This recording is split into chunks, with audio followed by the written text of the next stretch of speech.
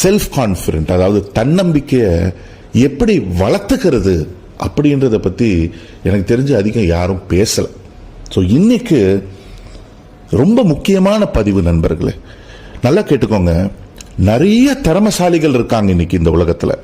ஆனால் தன்னம்பிக்கை இல்லாததுனால திறமை இருந்தும் அவங்களால வாழ்க்கையில ஜெயிக்க முடியல. நிறைய பேரை நான் பார்த்திருக்கேன், திறமையே இல்லை, ஆனா தன்னம்பிக்கை அதிகமா இருக்கு.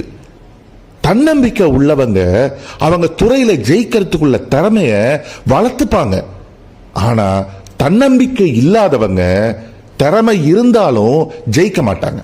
இன்னைக்கு இந்த பதிவுல எப்படி நம்மளுடைய தன்னம்பிக்கையை, செல்ஃப் கான்பிடன்ஸை வளர்த்துக்கிறது அப்படின்னு ஒரு 8 டிப்ஸ் நான் உங்களுக்கு கொடுக்க போறேன். இந்த வீடியோவை நீங்க உங்க